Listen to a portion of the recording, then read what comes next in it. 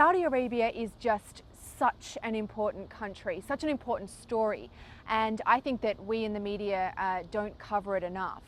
Saudi Arabia is a really important power here in the Middle East. It touches all of our lives because of its dominance in the oil markets. And now with the rise of ISIS in Syria and Iraq, there's an added importance to Saudi Arabia because hundreds of Saudi men are fighting with ISIS, and Saudi Arabia is also a target for ISIS. It's not easy to come to Saudi Arabia as a journalist. It took us months of applications. It's tricky to get a journalist visa. And then when you're here, it's not always easy to get access to the things that you want to film as a television journalist. It's still a pretty closed place. Well, there's no freedom of the press in Saudi Arabia, so we have a lot of limitations just in how we work every day. We need permission for everything we shoot. We can't just shoot in the street like you can in America or in most places in Europe. We have requests in for all kinds of things, and only about 40% come through. So just working here and setting things up is a real challenge. That said, we've been pleasantly surprised by the number of things that the Saudi government has wanted to show us, including a rehabilitation center for men who've been convicted on terrorism charges. Al-Qaeda? Yeah, it was Al-Qaeda.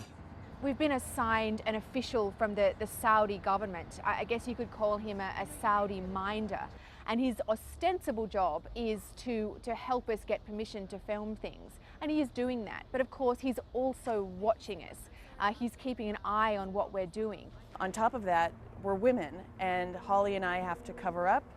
We wear what the women wear here, both so that we're respectful of their customs and so that we don't stand out. One of our first days here, we went to a restaurant for lunch, and I just walked in the restaurant as I normally do to look for a table, and it was full of men, and the men were all kind of like, wrong place, and pointed toward the back. We had to go into a separate side of the restaurant and sit in a room behind a closed saloon door so that we were eating privately in a separate section of the restaurant. There are little things like that everywhere. At the mall, at the fast food places, in the food court, there are separate lines for women and separate lines for men. There's a separate entrance at the mall for women.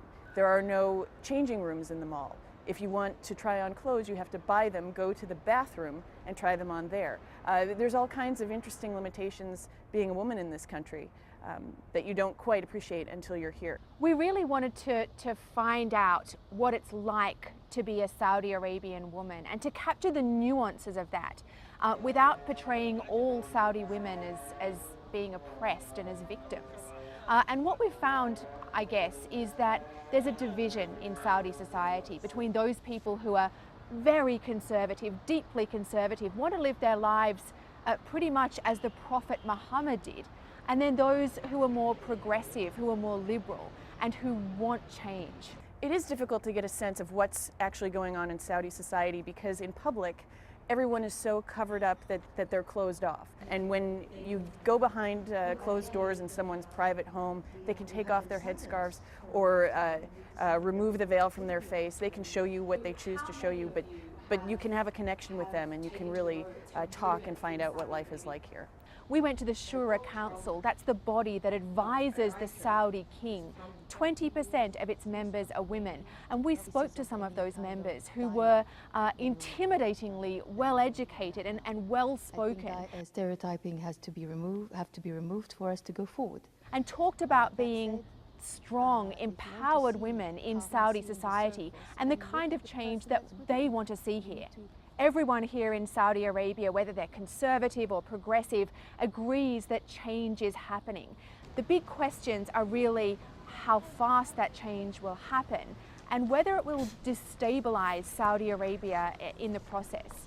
But we as journalists really wanted to come here to see that change happening.